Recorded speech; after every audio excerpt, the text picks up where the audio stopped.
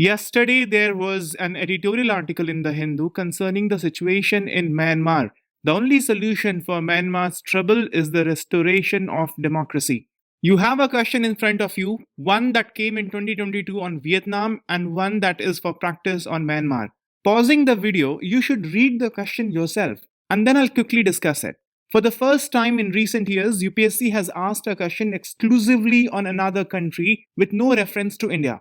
Vietnam has been growing very fast in the recent years. It's a correct statement. Vietnam is not a multi party political system, it's a communist country. And Vietnam's economic growth is linked to its integration with global supply chains. This is exactly why this question was asked. It was hoped that India will be natural beneficiary of US-China trade war. But many of the countries winding their operation or trimming their operation in China, they were moving off to Vietnam and other Southeast Asian countries. So the actual benefit India was getting out of it was less. And in this context, Vietnam was being discussed, and in this context, Vietnam was asked. One of the reasons for countries going to Vietnam is low labor cost, but that's not the only reason. The other reason clearly mentioned here, it's well integrated with global supply chain. Vietnam cannot have most productive e-service sector in Indo-Pacific region because in Indo-Pacific region you have Japan, you have South Korea, you also have Singapore. Let's look at this practice question of ours. Myanmar is bordered by Bangladesh, India, China, Vietnam, Laos, Thailand and has a coastline along Bay of Bengal and Andaman Sea. It does have coastline along Bay of Bengal and Andaman Sea, and it does border Bangladesh, India, China, Laos, and Thailand. It does not border with Vietnam, and that makes the statement incorrect.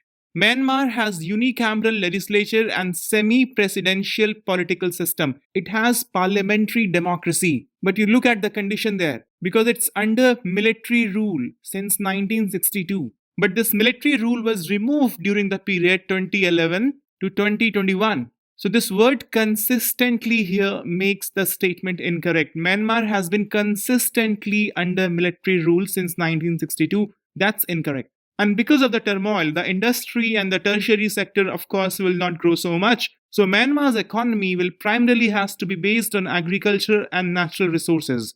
Myanmar is part of ASEAN. So as part of the bloc ASEAN, it does has free trade agreement with China. So it has multilateral free trade agreement with China, but it does not have free trade agreement with US. It is in the process of negotiating it with European Union, but still not there. So only one statement here is correct. You must also have read about this news. Textile apparel exports declined by 14%.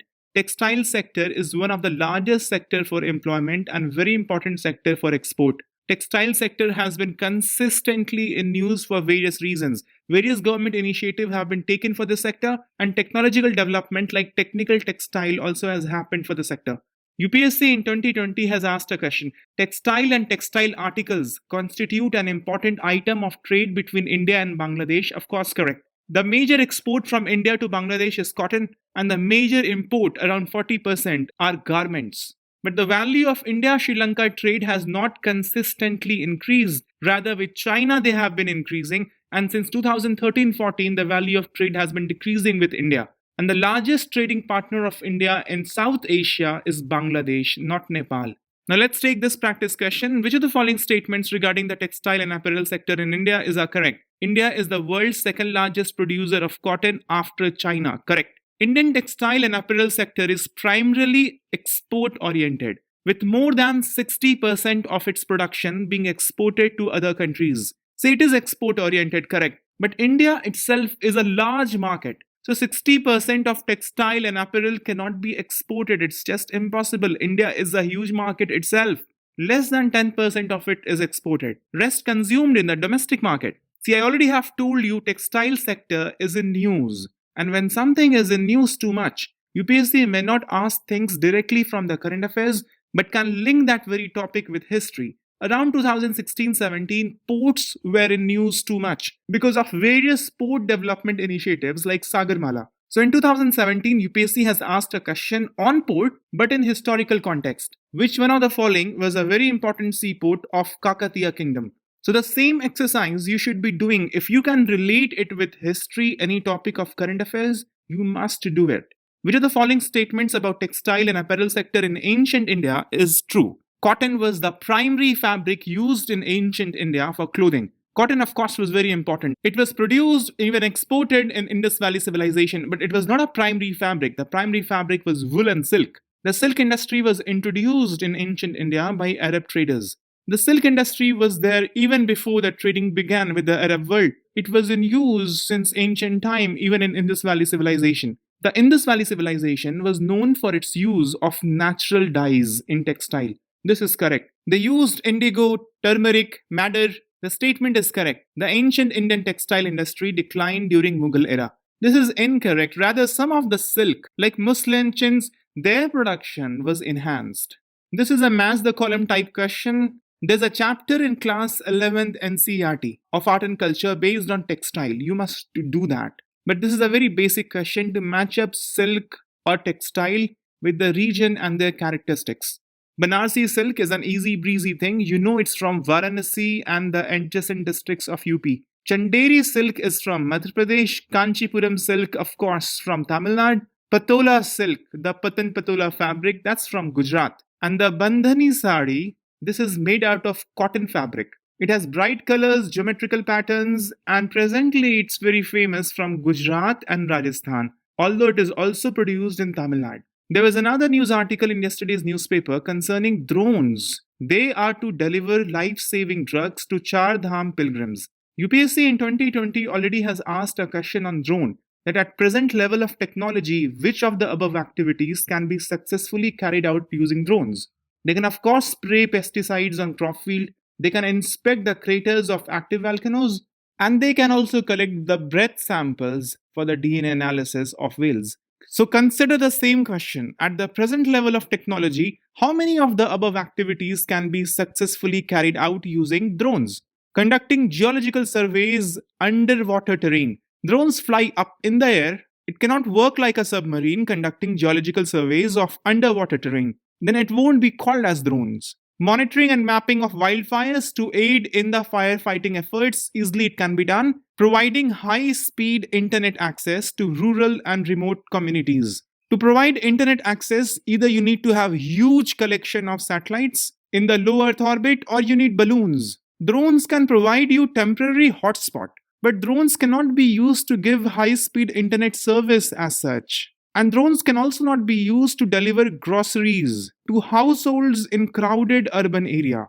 It can give medicines, it can give lighter utensils, it cannot give groceries, A, because they are heavy, and because of the risk of their crash, it cannot definitely be giving groceries in crowded urban areas to individual households.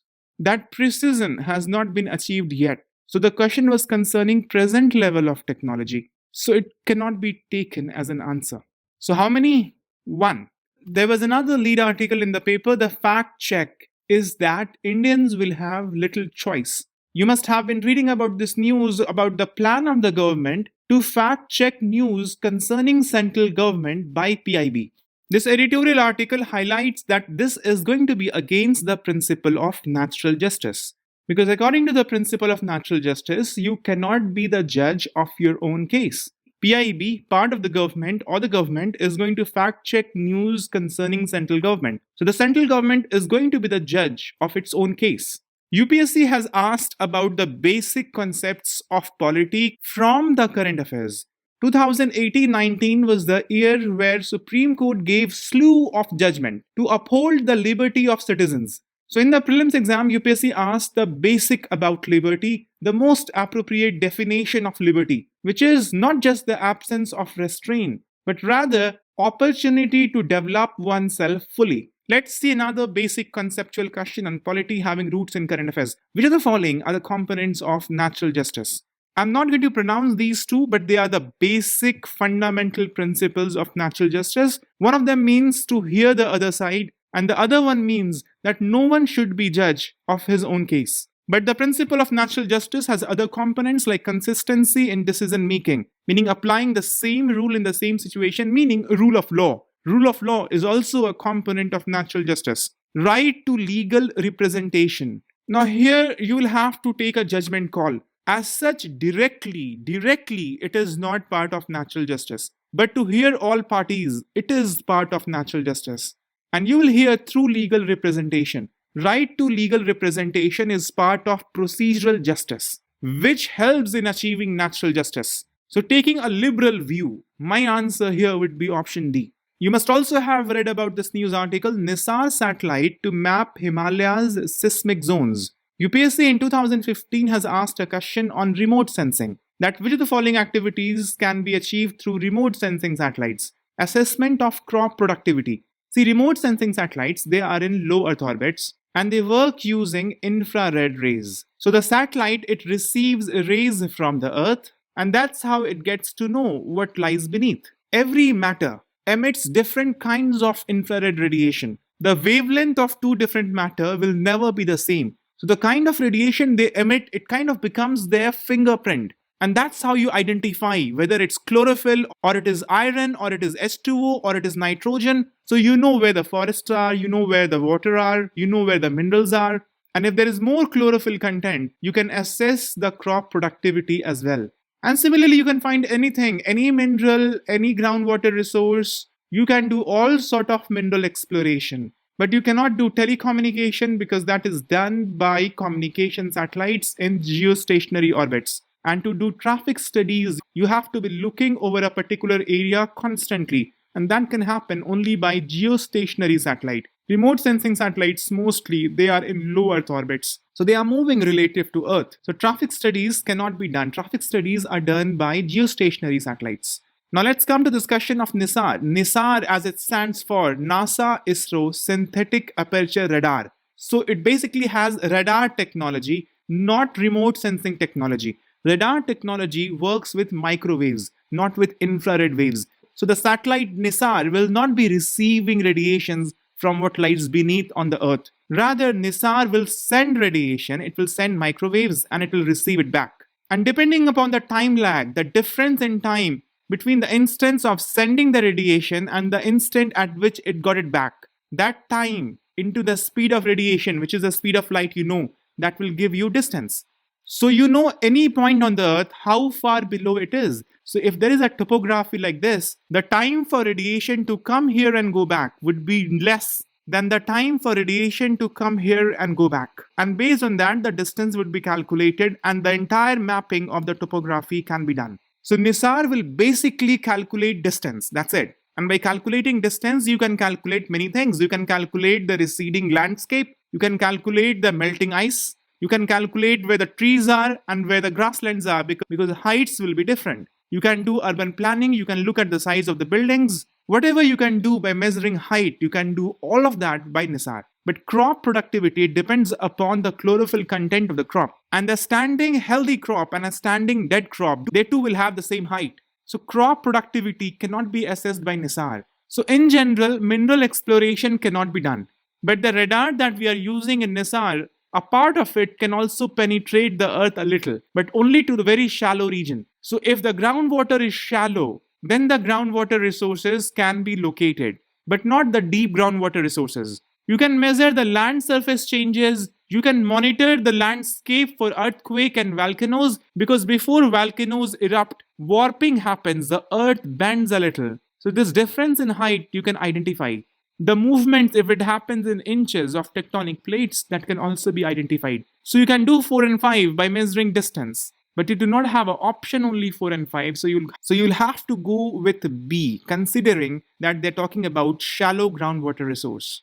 If you go to NASA's website to check as to what NISAR will do, it will monitor land, snow and ice.